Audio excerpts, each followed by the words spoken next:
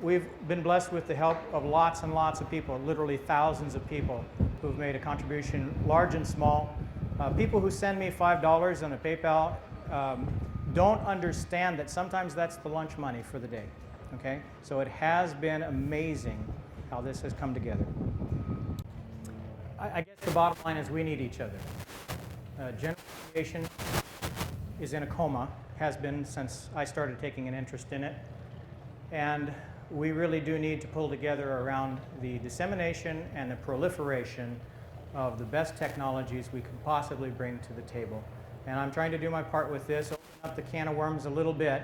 And if we're successful, I think it'll give an impetus to all of your projects and to our industry and to regulation improvements and to technology improvements that have been waiting for as long as any of us have been alive to be adopted. So thank you very much for being a part of that, and I look forward to your support on that. We have a hardware problem, okay? All of these airplanes that we have and that we love are not being chosen by the mass public at large. They don't want to fly in a small little bumpy airplane, go from point A to point B. They really don't know what it's about. A lot of misconceptions. So all of you who fly your own airplanes are privy to a secret, right? You know this is awesome. You'd fly anything, but the general public voted with their wallets and supported an automotive industry. Now in the automotive industry, you can build a car, a Toyota, in 28 man-hours. And it consists of tens of thousands of engineered systems and parts. An airplane is fundamentally simpler than any car. And for that reason, there should not be a reason why we cannot make an appropriate investment in the appropriate future technologies to deliver a solution to the direct regional transportation problem. And the essence of the problem is this, keep on going, is that if you could deliver a solution for less than 10 cents per passenger mile, NASA says you have a $1 trillion plus market on your hands. Because if you wanted to travel from between 500 to 1,000 miles, there is just nothing but pain. Either you got to crawl into the cramped car and load up the family and spend days on the road and pay for meals out and hotel rooms and all of that sort of thing, plus lost productivity, or you're going to fly 500 miles the wrong direction to get to a hub, to wait around and then get on another airplane and fly back to where you were going to be, to land at an airport that's 25, 3,500 miles from where you actually want to go.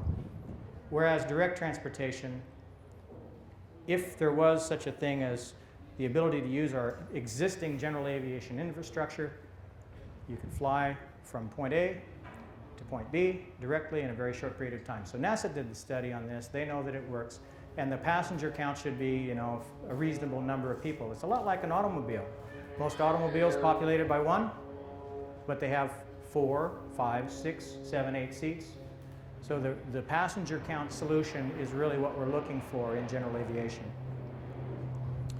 So the reason we have this problem is basically twofold. And I think the most important one that I'm working on is we don't necessarily recognize what the actual issue is. The actual issue is that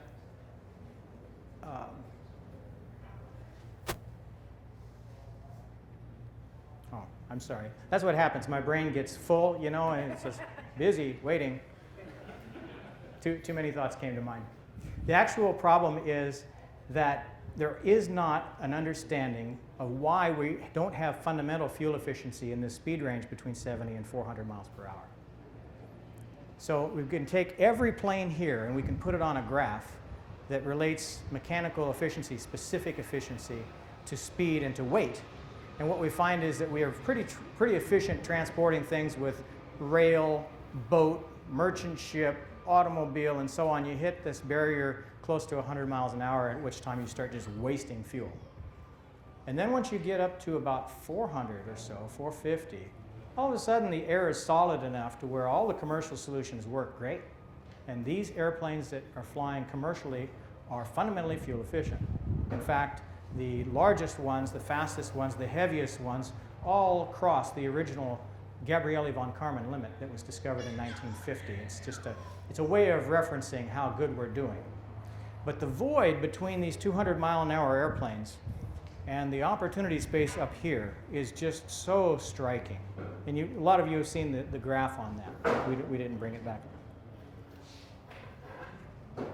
So synergy is a solution because it's fast. It's a solution because it's comfortable and because it's fuel efficient, cost effective. We are not going to tell you what the actual cost effectiveness is. We just have to wait and demonstrate that. We know what it is. It's not a mystery. One of the big myths I'd like to clear up is that we're trying to figure this out. We're not trying to figure this out. I wouldn't have started designing anything if I didn't already feel like the solution was in hand to the level that it would deliver the achievable goal targets that we had set. And so all of our work to date has confirmed that we will in fact achieve all those targets. But until we do, I don't want to sound like a crackpot any more than I already do. We were terrified when Pop Science called us up and said, we would like to nominate you for the 2013 Innovation Awards. And I literally said, I'm not sure I want to do that. You know, if it was on the cover of Popular Science, it's guaranteed it's never going to fly, right? So we had some conversations. Some of those conversations were a little bit funny. You know, to me, it sounded like they were saying, my airplane is a UFO from Mars and it has anti-gravity powered by nuclear fusion, cold fusion. And I just said, you cannot print this stuff. This is just not what it's about. And it took almost 3 months of their vetting the technology before the general confusion among experts who are quite qualified to weigh in on this started to settle out for them, and they understood what this was all about. And we were very, very honored that they selected Synergy as the invention of 2013. And that was quite a privilege. We also had a nice privilege of recently traveling over and presenting with Burt Rutan at a small event in Coeur d'Alene, Idaho. The highlight of my professional career thus far was having Mr. Rutan sit in the audience and light up and glow like I have never seen before. What a class act he was. That was awesome. So we appreciate that support. I was also given a call this afternoon by a supporter, or yesterday rather, who wanted me to know that Dick Rutan was walking around with a Synergy pin on his hat, and I thought that was pretty cool too. So, yeah, thank you, Tim.